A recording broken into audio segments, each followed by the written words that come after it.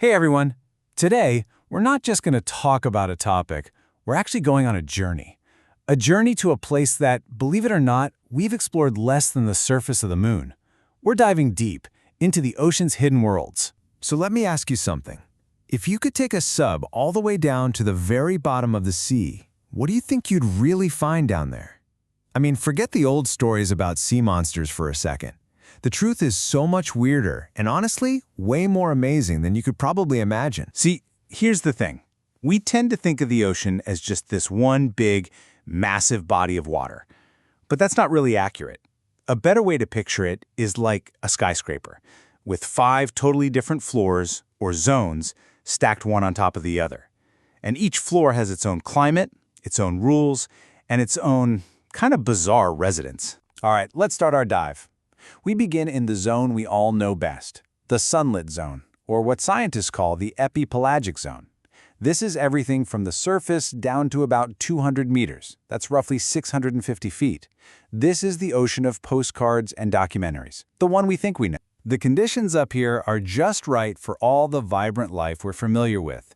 You've got tons of light, the water is relatively warm, and the pressure isn't too intense. And that's sunlight. Well, that's the engine for this entire world. And here's basically how that engine works. The sunlight feeds these tiny, microscopic, plant-like things called phytoplankton. They're the absolute foundation of everything.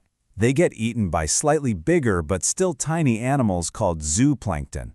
The zooplankton then get eaten by small fish and so on, all the way up the food chain to the biggest predators. And yeah, this is where you find the ocean's A-listers. You've got your dolphins, your powerful tuna, your ancient sea turtles. It's also home to some of the fastest hunters on Earth, like the mako shark, and of course, the great white. But this world we know so well, it's really just the lobby of the skyscraper. It's time to leave the light behind. Okay, we're descending now into the twilight zone, or the mesopelagic zone. This stretches from 200 meters all the way down to 1,000. And this right here is where things start to get really, really weird. Down here, the rulebook gets completely thrown out. The sunlight is fading to almost nothing. The temperature is dropping like a stone. And the pressure is seriously ramping up. To live here, you need a whole new set of survival skills. And one of the most incredible survival strategies down here is something called the diel vertical migration. Just think about this.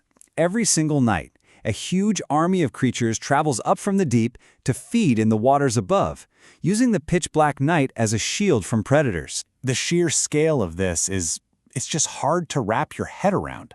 Scientists think something like 5 billion metric tons of life, that's fish, squid, all kinds of things, make this trip every night. It's so dense that back in World War II, sonar operators kept getting confused, thinking it was a false bottom of the ocean. It is, by far, the largest migration on the planet. So in a world without sun, how do you see? You make your own light. It's called bioluminescence. It's basically a chemical reaction that creates what people call cold light. You've got a pigment, luciferin, and an enzyme, luciferius, and when they mix, voila, you get a glow. But this isn't just some party trick. It's the language of the deep. And the creatures down here are masters of this language. Take the hatchetfish.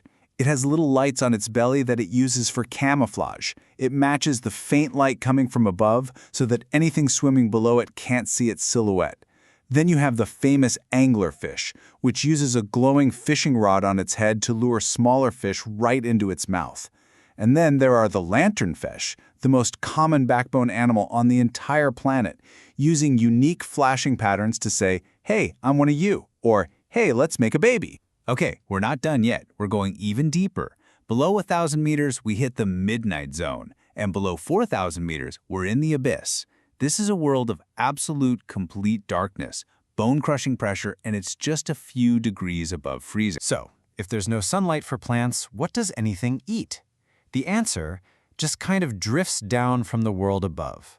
It's this constant, gentle shower of organic stuff. Dead plankton, fish waste, you name it, that scientists poetically call marine snow. This is literally the only food on the menu down here. When food is that hard to come by, you absolutely cannot be a picky eater. You might only get one meal for weeks, maybe even months. So evolution has pushed these creatures to be able to take advantage of any meal that comes along, no matter how big it is. Let's meet a few of these masters of survival. You've got the gulper eel, which is pretty much just a giant swimming mouth that can swallow things bigger than its own body. There's the viper fish with teeth so long they look like daggers, and they literally don't fit inside its own mouth. And then there's the incredible tripod fish.